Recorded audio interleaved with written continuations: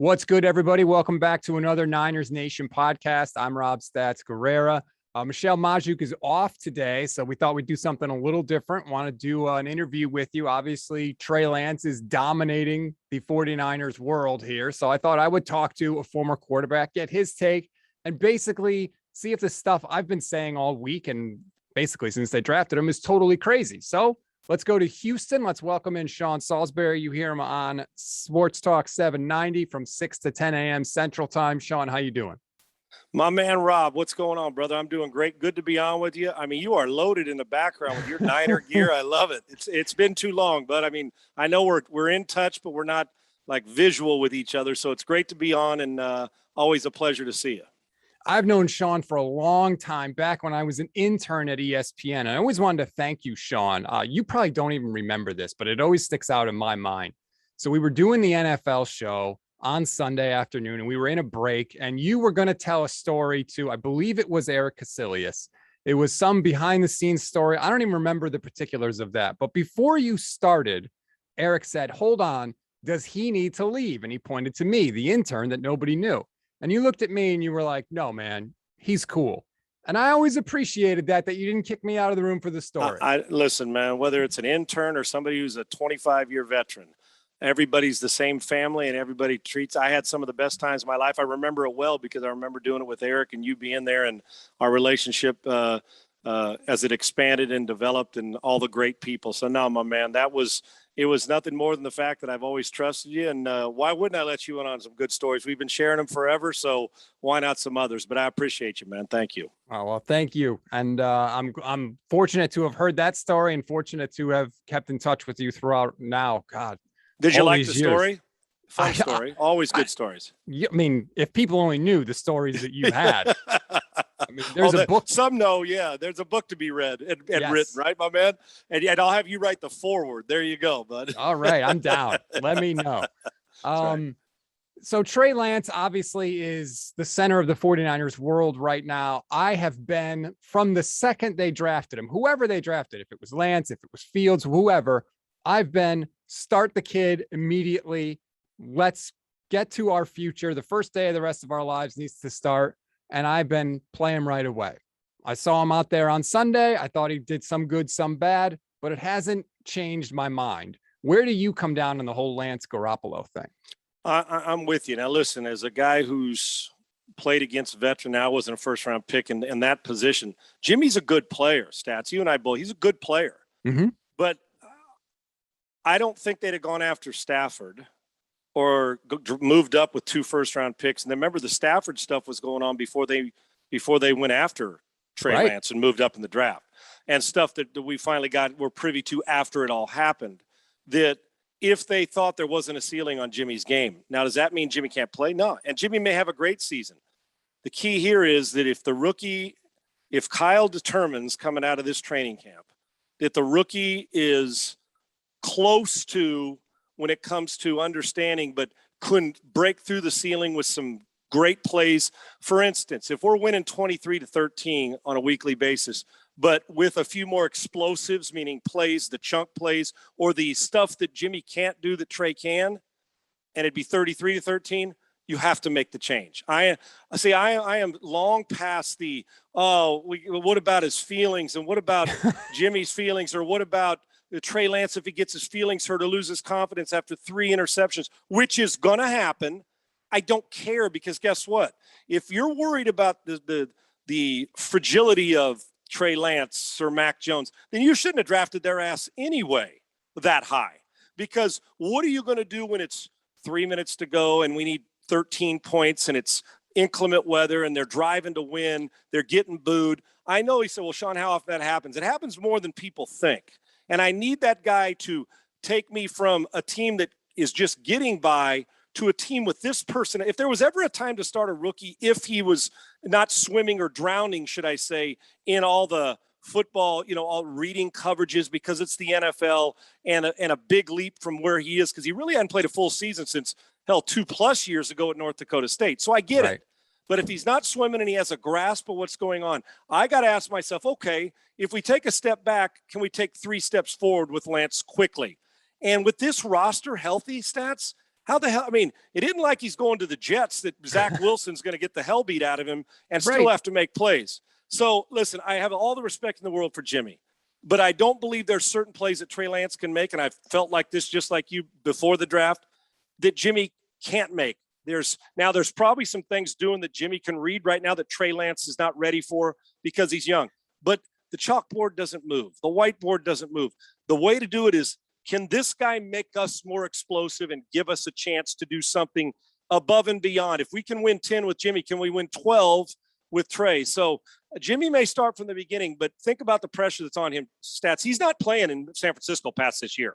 Right. He's not. It doesn't matter what he does. It doesn't matter what he does. They're just increasing the value. I hope for Jimmy, and he could start at a lot of other places. Lance is just he's a better all-around player. All that comes down for me is, can he handle the failures that he'll go through? But more importantly, can he make us better regardless and get us through stuff that Jimmy may not be able to, even though Jimmy's more equipped right now football-wise because he's been in it longer? I don't think it's going to be long. I'll be shocked if we're in October and he's not playing, unless the 49ers with their roster are 4-0, and they very well could be. If they start off slow, or if it's even, play the rookie and let him go out there and get the hell kicked out of him and learn on the run, because he has got more skill set. That's why they drafted him and traded up to get him. I agree 1,000%. And for the people that say like, oh, well, Lance can take over after a few weeks, my question would be, what is he going to get so much better at in those 3 or 4 or 5 weeks that you don't want to start him right away? He's not. I'll tell you how he's going to get better. Like I said, I'm all for it. If I was on that team and I was a tight end or a defensive end, and as much as you may have an affinity, like if you're close with Jimmy, still as players, you want the guy who gives you the best chance to win. Of course. Jimmy has right today from what I've seen. And I pounded the table at times for Jimmy last year saying, let's give him a little more respect, but I do believe there's a ceiling, and I'll stand on a table for him. But you know what? I'll stand on the table and jump for Trey Lance. I love his skill set, but he's not going to learn anything in 2 weeks or 3 weeks watching. Now, over 2 years, I'd hope he'd learn. But when people say, well, look at the luxury that Aaron Rodgers had with Favre. Listen, Aaron Rodgers was going to be great with or without sitting behind Favre, because he's got the balls of a daytime burglar. The ball comes out quick. It was just a matter of not if, but when he got it. And Favre's a Hall of Famer. Not everybody has the luxury. Most of the time, Steve Young replacing Montana, or Brett Favre being replaced by Aaron Rodgers. You don't get that luxury. And when we draft those guys and move up, we're not here to say, I'll see you in 4 years. Screw that. We're here to play them. So I'll say it in New England. I'll say it here, anywhere. If they're even or it's close, play the rookie. And you're going to learn far more with real stuff flying around than you are sitting in a quarterback meeting room watching the other guy play. You just are. That's what I don't get. Like, people always say, oh, Patrick Mahomes sat behind Alex Smith. Like, do people really think that Patrick Mahomes was not going to be amazing unless he sat for 16 games behind Alex Smith? I mean, come on. Stats. And, you make such a good point. Remember that season, and Alex Smith, talk about a guy who deserves, but not only for the unbelievable comeback and the incredible story. Alex Smith had a good career. He would be, you got 100 quarterback rating and you get replaced by Colin Kaepernick. You put up a kind of a Pro Bowl type year, but you got the guy who's the greatest player on the planet right now behind you. And think about, Jimmy's going through the same. Think about this. And Trey Lance was drafted higher than Mahomes was. I'm not saying he's better, but he was. Yep. So coming out of school, he was held. I mean, Trey Lance has been held in high regard, just like Mahomes was. And in some cases, maybe higher because of the system Pat Mahomes came from, and wondering could he adjust from Texas Tech, the NFL? And obviously he did. But you think about that. Alex Smith played well that year, but there was nothing he could do to keep that job. Jimmy can go out and go to the Pro Bowl, and guess where he's going to be quarterbacking next year? Not here. Meaning San Francisco. And that's no knock on Jimmy. He may go be a Pro Bowler in a Super Bowl somewhere else. You're going to play the guy who gives you the most upside, especially if you can grasp it mentally. And the Mahomes thing too. Listen, if Mahomes would have played in game 3 of that year, his rookie year, guess what? We would have realized 7 games later how good he was anyway. You would have seen the flashes of it and said, I'm willing to deal with some of the stress I got to go through in order to get the most out of Mahomes. It's going to happen. And I think all 5 of these first round picks are going to start at some point earlier and sooner than later. I think it's a unique group. I totally agree with you. These guys are going to play, and you kind of touched on it. I mean, the guys see this in practice, right? They see some of the rookie mistakes, but they see some of the wow throws and plays, and they know, like you look at that throw he had against the Chiefs. Jimmy Garoppolo is not physically capable of making a throw outside one hash, 50 yards down the field, way outside the opposite hash mark, perfectly in stride. Like the other 49ers know Jimmy cannot make that play. And two things about that. You are one, Rob, you're so right. And it's not only just make that play consistently to where it becomes like a 12-yard curl route, right? It's all, this is what he does. And the other part of that extension of it is getting to the point where you can buy time to make that play if you have to. There's an awareness that some have. And lastly, yes, I have never been on a field where the players didn't know before the coaches, okay? Regardless of when the coach makes the decision, sometimes even the guy who's playing, who's starting at quarterback, knows that the cat behind him, listen, as much as I love Alex Smith, if we're having a beer and it's a come to Jesus real conversation, and I love Alex Smith, and I'm a fan of Jimmy's too. I root for people's success. I do. They can't all be successful. If Alex was sitting here right now and you said, hey, man, in truth, when did you know that the dude behind you was better? I'm sure he would say, about 2 weeks into training camp. Honestly, now maybe not better at that time, but knew that the ceiling was not only the ceiling, but the floor was higher for Mahomes. And that's another thing, Stats. We're always looking at up, but what about the floor? Mm-hmm. I think the floor for Jimmy can drop a lot farther than the floor for Trey Lance, meaning the fall could go that Lance at his worst maybe is going to be better than Jimmy at his worst because he can do things that you mentioned, making plays like if he's having a 6 for 21 day, that there may be 3 more plays in the game where he bought time and threw across the field that maybe Jimmy can't make. So it's not just where they go, but whose floor is closer to the ceiling. And I would say that that's Trey Lance. And I don't even have a hesitation in saying it. Yet I'm rooting for Jimmy. But the Trey Lance call to the bullpen is going to probably be sooner than later. You can tell Kyle's hitting that. He's trying without saying he's going to do it. I mean, I get it. You got to keep everybody engaged. Jimmy's not dumb. And Jimmy knows that this is a year that he wants to win here, but also that he's also playing for another team. Those are just the cold, hard facts. And it's going to happen. And the question is for 49er fans and for people playing them, how soon are you going to have to face the kid from North Dakota State as opposed to Jimmy? That's a really interesting thing because I think that's what a lot of 49er fans are afraid of. They're afraid of Trey Lance's floor being lower than Jimmy Garoppolo's floor because they say, well, if Jimmy stays healthy, we got to the Super Bowl in 2019, so we know we can win with him. But that's interesting that you say you don't think so. You think that Lance at his worst is better than Jimmy Garoppolo at his worst. Early coming out. And Stats, I'm a big guy in training quarterbacks about make me the easy, simple play. Right now, if you said, who's more equipped to go play an opener? Of course it's Jimmy. Why? Because mentally he shouldn't get me beat, right? He should be – there's times when it's like, shouldn't get me beat. Now, physically, there are going to be times Trey Lance early, he is going to miss a hot read, and you know what he's going to do? I've seen it from Deshaun Watson here in Houston. It seems like 5 times a game when he's playing. Mm-hmm. That's for another whole story. He'll miss a blitz coming off the edge, and because he's so athletic, and I saw it when he was a rookie, he'll step out of it, and then you go back and watch the film and say, well, that was on Watson. He missed the blitz. He should have thrown hot. And then you say, yeah, but if it was the other guy, he'd have been sacked, and Watson stepped out of it and still made a play. Right. So, yes, of course, early on, the floor drops farther because, well, it's football knowledge, and he's been in the same system. Of course, Jimmy's ahead. But here's that's why when you look at these young guys, and you know what I like about Lance and when I watch Zach Wilson, I don't ever feel like those guys that young, and it's changed over the years, Stats, that there's any anxiety with them. Maybe there is, but it almost feels like they're just kind of freewheeling. I don't think they know what they don't know at times, right? Because when they come back for year 2, they're going to say, damn, I had no clue.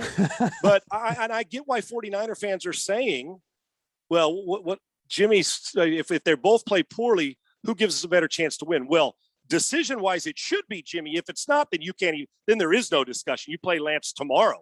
But yes, of course, but you got to say, okay, 49ers Super Bowl roster in the toughest division around.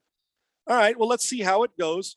But if Jimmy starts out and we're 1-2, and even if you're 2-0 and you're winning, but you're not doing the things you want to do offensively, coaches will still make a change. If Jimmy's playing at a Pro Bowl level, there's no need to make the decision, but you still got to keep Trey Lance engaged, and not for the feelings wise, but in case something happens with the history of a few injuries with Jimmy. So yes, early on, they should know, hell, if Jimmy's not ahead of Trey Lance, then we shouldn't even be considering for the job. Of course he is.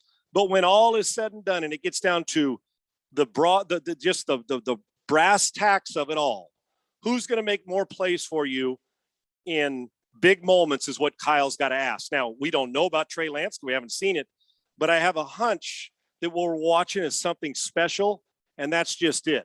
I personally, in the long run, think the floor for Trey Lance is going to be closer to his feet than it is Jimmy's, but I still think Jimmy can play. It's a good problem to have. I just don't see how Trey Lance, considering the things that they can do with him on the edge, with what Kyle likes to do with bootlegs, it just adds an extra dimension. But if you run Jimmy out there and he's kicking butt and playing well, okay, it's great luxury. But think about Jimmy.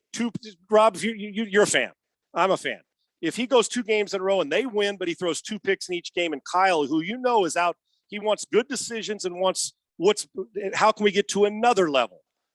And if Jimmy's doing that, they will. I'm telling you, they're going to consider. Well, we're 2-0, but look at our 2-0. Could Trey Lance have got us to 2-0? I'm rooting for Jimmy.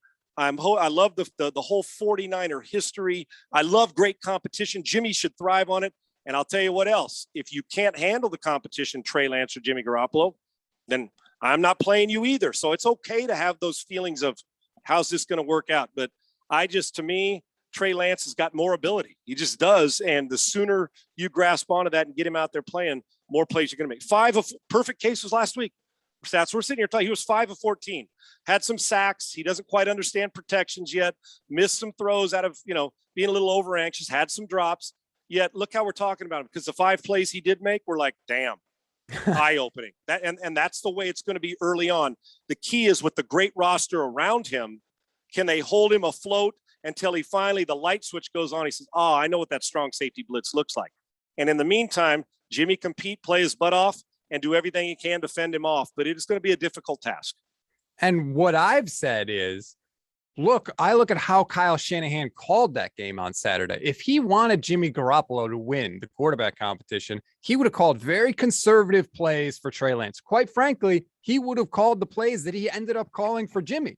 But instead, Lance gets in there, and the first play, it's a play action, and Lance is looking deep. Now, he didn't throw deep because it was covered up, but it was a shot play. And then the second play was the 80-yard touchdown pass, which obviously was a deep shot. And even one of the possessions where they started on their 2-yard line, Kyle's doing a play action pass and having Lance throw out of his own end zone 20 yards down the field. Like, Kyle seems like he wants Trey to win this thing.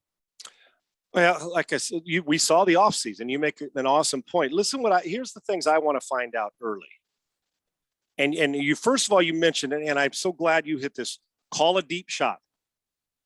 And I told a quarterback earlier today that I was training. I said, listen, when you call a deep shot as he's getting ready for a season, I said, just because a coach calls a deep ball, the smart player doesn't throw it unless it's open. We'll live to play another day. Hit the 5-yard check down, hit me a single. We'll hit the home run later. The fact that he didn't throw it tells me he already starting to understand what a coach wants out of him. Just because we call a deep ball, if it's double covered, guess what? Throw the check down, throw your second read, get through your progression, and we'll advance. So right off the bat, it tells me that Trey Lance wasn't like, oh my gosh, you called a deep ball, I got to throw it and force it in there. That's one. And what Kyle's doing, and I believe this wholeheartedly, and I see this a lot with young players and veterans that you want to see, well, how are they handling the competition? You put your guy under duress quickly. The best coaches in the world put their players under duress on the practice field and in games. Duress meaning put him in a situation where it sucks. Bringing him in like he's the closer in a 9th inning game with the bases loaded. Let's find out what he's about. Let's find out. And if it doesn't work, let's see how he responds to it. See, that I'm looking at far deeper than just, can you throw a 12-yard out cut? And can you hit a comeback? And can you throw the bang post on time and stick it in there where arm strength? We've already seen Lance's arm strength. I'm also looking at, okay, I'm okay if he fails in the preseason. Come on over here. I want to see, I want to know how he's going to respond the next series. Now, if he goes into the tank, now we got some mental work to do too then. So I think there's a method to the madness. And I do think Kyle Shanahan wants to give him everything he can in 3 games to see if, because the what if exists. What if Jimmy high ankle sprain in game 1? What now? What now? And guess what? If he goes in and leaves his glove on the mound, he's probably not going to get it back. Kyle doesn't want that to happen. Now the best situation, Jimmy goes and plays his rear end off at the end of the year, wherever they end up. Somebody says, I'll give you a first rounder for him because his value's gone up. And you sit there and say, okay, Trey Lance got to watch all year. Now we'll have a whole off season. Hopefully COVID will start to subside and we can have in meetings and do it all. And he hits ground running in year 2. But legitimately, is that going to happen? And then you ask yourself, if we get to the Super Bowl, who would give us a better chance to win in the fourth quarter? That's another thing. That's a long way off, but you and I both know Kyle's giddy over this kid, or they wouldn't have traded up. Facts. Right. When you buy a new car, you don't keep it in the garage. You drive it. That's why you bought it. So and you can't even wait. Matter of fact, the second you put it in the garage, you say, screw that, I'm sleeping in the damn thing. That's how you do it. So I am with you, brother. Now let's get into a couple things about Lance specifically. There's one area that I'm a little worried about, and I wanted to get your take on this. And it's situationally 2 minutes before the half, 2-minute drill in general. North Dakota State was kicking everyone's ass so often that I feel like Lance didn't have to run a lot of 2-minute drill while he was there. How do you get better at that? Like that, I'm worried about him doing that in the pros. I think we worry about everybody that we even if they did do it in college, Rob, it's just different because people ramp it up. But I'll tell you what also clicks. And we saw Romo do this, and I've seen guys do it, that some guys, when they get into that drill, it's more comfortable for them because they're rolling down the field. They got 5 or 6 plays they put in during the week. These are our 2-minute plays. You're looking to the sideline, but you're kind of calling your own game. So you're calling what you feel comfortable with, right? But the lack of experience in those situations, and I'm glad you brought this up too. John Elway and I were at his golf tournament one year, and we were sitting, it was like the night before, we were having a beer. And I asked John, I said, John, what is it? It was in the middle to late in his career where he had 30 comebacks in the fourth quarter or 2-minute drills. And I simply looked at him as a guy who was not only envious, but as a friend. And I really wanted to know. I said, what is it? How does it click in that you're so good at this? Simple question. He said, Sean, I don't know. He says the first time it happened when I was young, I took the team down the field and we scored in a 2-minute drill. And everybody said, oh, okay, cool.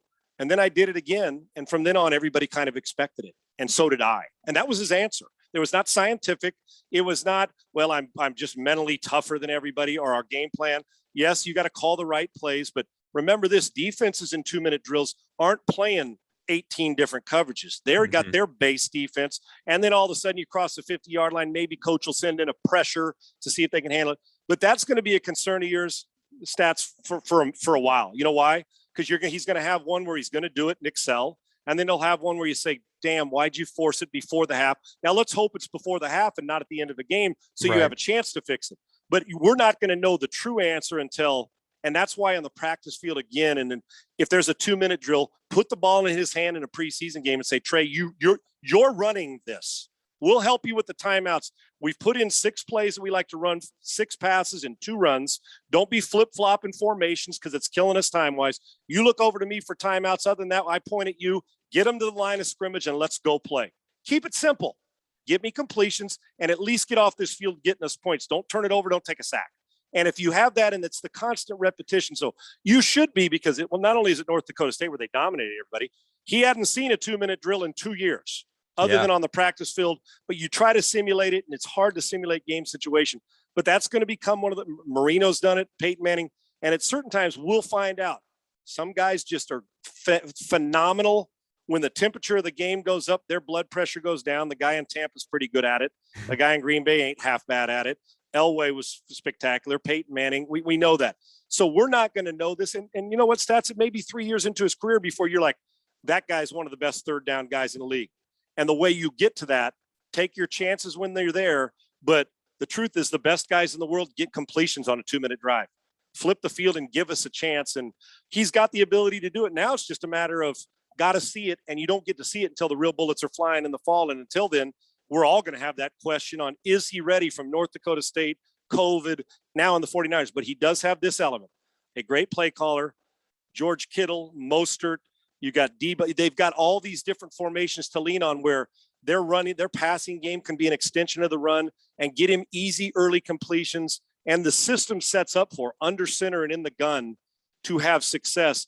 And I'd be a lot more worried about what's going on with the Jets or Trevor Lawrence because they're trying to find their way with teams that aren't good. This team didn't have to. This team, all they had to do was get healthy. They've got players, and now we're going to find out if the quarterback's the one to get him over the top, meaning Lance, or if Jimmy can hold him off. The other thing I wanted to ask you about, and you obviously with the Let It Rip quarterback school, this is your area. The 49ers supposedly at the end of OTAs told Lance, hey, you've got 40 days off coming up. Here's some footwork mechanics, some footwork changes we want you to make. And he came into training camp and apparently looked great. And he was incorporating those and doing a great job. Now in the game on Saturday, John Lynch himself said that Trey kind of reverted to the old footwork a little bit once he got in the game, which is not unexpected. How hard is it to keep those changes that you make when you're in the first game you've played in basically 2 years? And it's you got fans screaming, it's your first NFL game. How tough is that? This is such a great question by you because this is one of my, I don't know if it's called a sticking point or I harp on to the point where I'm like tired of hearing it myself when I'm talking to players, but they have to, and you got to do it. The hardest thing for young guys and like him to do is keep repping something that's boring. Does that make sense? Yeah. Is you got to fight through the monotony. That's why, I mean, a story about Peyton Manning that I heard when he was like, and I'm pretty sure, I mean, I don't think it was fake because they were throwing routes against air. And Peyton was watching another quarterback throw and he threw and he said, what's the coverage? And the quarterback said, we're playing against air. There is no coverage. Asked him again, said the same thing. By the third time, he finally got it. Peyton Manning doesn't throw doesn't throw against air. Peyton Manning throws against 11 on 11. He wants to know why you're throwing the curl. Monotony. Well, the strong safety had curled a flat. He ran to the flat. I looked into the flat. I threw the curl off his ear, or I didn't throw the curl. I took a second hitch and threw the check down. That's what he wants. But I threw the curl. Here's why. And it's a great lesson for a guy who's the greatest grinder in football history in Peyton, right? And a great lesson. So with that, I grind on these guys' stats because they've got to repeat because we're always, every single one of us, regardless of our job, when we're doing something new and asked to make some subtle changes, but important subtle changes, and sometimes they're not so subtle, is to rinse and repeat and do it because we're all going to go back to our comfort zone. Now, if this is like, for instance, Matt Stafford throws that sidearm 3-quarter. If somebody came to me and said, Sean, we want you to work with Matt Stafford to change his arm angle, I'd say, I ain't changing Matt Stafford's arm angle. He's throwing for 8 million yards, sidearm and 3-quarters. Now, if you want me to work his feet in the pocket to put him in position, it's like Jim Furyk's golf swing, that weird figure eight. Mm-hmm. Sometime he's got, at some point in time, no matter what he does, he's got to square the club face. And if he's squaring it like he has all these years and top 10 in the money list, I'm not messing with his takeaway. Same thing here. So with Trey Lance, you go to his private quarterback training and you grind on it. And our initial thing is to always go back to what we're comfortable with. But what happens, Stats, is the more you do it and the more they see it and the more he watches himself, who should be his toughest critic, and puts the split screen up and say, here's where you were on Monday. Here's where you were in the preseason game. Mm-hmm. Okay, here's where you were in your when we taped you just working during 7-on-7, and here's your footwork in 11-on-11. It's natural for a guy. The number one thing is to speed up the lower half and slow down the mind. Young players go opposite. They're thinking a million. They feel like there's 15 players, and their feet slow down because their mind's trying to make a quick decision. When you can flip it and you can see quick, I always say see quick or see urgent, and your mind slows the game down, but your feet are moving violently and urgently with your upper half quiet, which is a tough thing to do. Things are going to work out. Of course, and you know what he's going to do next game? There's going to come a time when he's going to bail out early because he stared at the rush. He's going to go make a play, and it's going to look good to all of us. And John and Kyle are going to say, dude, this is a great play. But in order for us to get to the next level, hang in there a little longer, sidestep it, reset, hit the crosser for a first down. You don't need to be a hero every play. So the key is, and it's not just in the most undercoached position in sports, and I'm being honest with you, ask Jaws Jaworski about this. Him and I have discussed this, is quarterback. All the offseason stuff, we work on the mechanics, right? There are the guys I train, or I think Quincy Avery, I think trains Trey Lance, and that's right. And Q works with him, and we do all that mechanic stuff and talk football and football IQ and reading coverage and all that. And when you get into to this regular season, they don't have time to slow down for your mechanics. But then you know what happens, Stats? You go, let's say you're having a bad stretch of 3 games. Then they all look around and say, man, his mechanics aren't going well. That's why the ball's sailing on him. Well, no crap, Sherlock. I mean, yeah, we don't work on it. So the grind in the offseason, that's why I love teams that have a coordinator, a quarterback coach, and specifically that they're not just because they got to put a game plan in, they got to watch defense, they got to watch tape, but you can't get rid of. Why do you think Tiger Woods or Dustin Johnson still have their swing coach tinkering a little before a major? Why? Do they need it? Maybe not. But that one extra square the club face hits it to 3 feet instead of 8 feet. And that's the same with a quarterback. The grind of you can't let mechanics slide. That's why Brady's still doing it.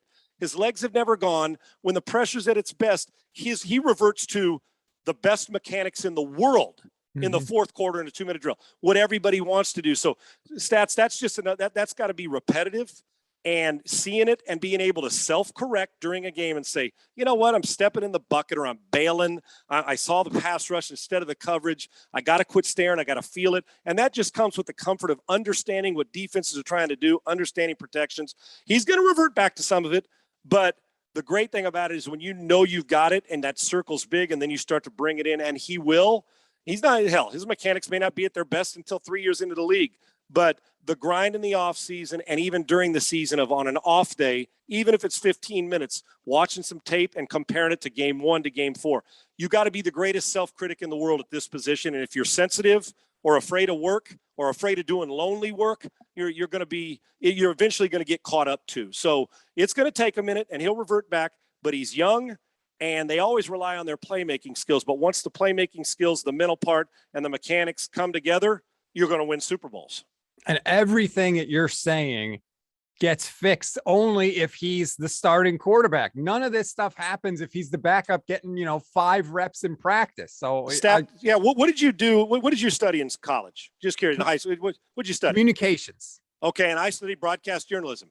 Now, you tell me, honest, with all the stuff, the technical stuff, understanding a camera, and I remember one of my final projects, I was a director for a final project, and my guy who's like the dean of the school, the broadcast school, and we were doing and he said, Sean, I'm counting down to start it's like a 30-minute talk show, and I got to direct all the cuts. He says, Sean, camera 2's out. We're 8 seconds before it starts, and I'm like, oh, hell. So you take your shots, you got a bunch of singles, and then you go through and you say, okay, I handled that duress. I wish I'd have had camera 2. It's the same thing here that you and I, all the stuff we learn in college and the technical stuff. The very first time you hit that button that said talk, or the very first time you were on the red light came on for me at ESPN on TV, it's like you give them that Brook Trout look. That anybody who fishes, it's like, this does all that stuff I learned when I dominated in college and made it A in class out the window. So it validates your point. That real bullet when 2 million people are watching a game on TV and you're like, okay, whether it's a studio show, all the stuff you learned, it flies out. And now the real stuff's flying. Calm yourself down.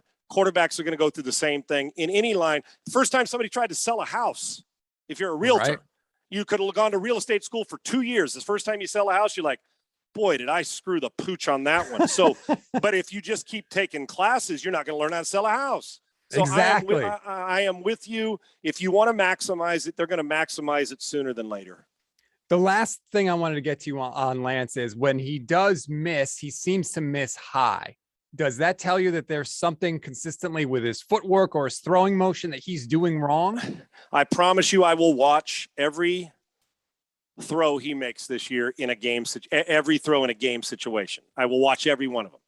And tendency, and I watched his throws, and I was kind of watching the kid as opposed to going back and studying, freezing where his feet are and that. Mm-hmm. And when the regular season starts, you do it because you're just kind of watching to see how he handles it and what he does. My initial thing when I see a guy miss high, and when I'm watching my guys or that I'm training a quarterback, is, and if I can describe this the best way, you think about sitting in a chair in the pocket, knee bend. Well, when's the last time you saw Kevin Durant shoot a stiff-legged three-pointer where he's hyperextension, you know what I'm saying? Yeah. Or Steph Curry at the free throw line, or a baseball player like Mike Trout. It's that lower half knee bend explosion through the hitting zone, right? Quarterback's no different. if you picture a guy that hyperextension where their front leg, and Brady's a master at this, of keeping not just his back knee bent that he's driving off, but through the throw, not just to the throw, but through it. There's got to be slight knee bend because that's the power base. And the hyperextension, because I know I did it, you overstride, you hyperextend, the leg gets stiff on the front half. You got to play over the hyperextension. Ball has tendency to sail. So my initial thought, whenever I hear somebody continually miss high, I'll tell them, overflex in the pocket during practice. Sit down even more than you think with a tall upper body, but sit a little more knee flex. Because when you put gear on and the real bullets are flying, just like we said, guess what he's going to revert back to? A little more stiff leg. So I'm going to continue to keep an eye on that. And you mentioned it. I don't need to just tell somebody, well, he keeps missing high. Let's fix it. So when I'm watching it, I'm looking for, is it knee bend? Is it release point? Did he let go of the ball too soon high? Or if he's throwing it into the ground too late low? But a lot of times it's corrected with lower half, whether it's hyperextension and stiff or it's good knee bend. Most guys that have great knee bend through the throw in the pocket will not miss high very often. As usual, Sean, you have made me a better, smarter fan. Oh, thanks, brother. I appreciate it, man. I could talk football and life with you every day, and I couldn't be prouder of your career, honestly, what you've done. I couldn't be. Well, Sean, I really appreciate that. Thank you. You do. I'm serious. Everything you've done and the way you've built your career and the grind and being able to sit here and talk football with you. Like I said, I root for people's success and people that started in the business and have stayed the course. You've earned every bit of it, and I'm honored to be on with you, brother. And I hope I taught the viewers something today. How's that? I can guarantee that you did. You can hear Sean on Sports Talk 790, 6 to 10 a.m. Central Time every weekday in Houston. You guys are killing it there, by the way. I just saw the ratings. Congratulations. And thank you, sir. Thank you. I mean, hopefully let's do this again soon. You know my number, and I'll do it for you anytime, brother. I appreciate you, and I'm honored to be on, and go 49ers. It should be a fun year.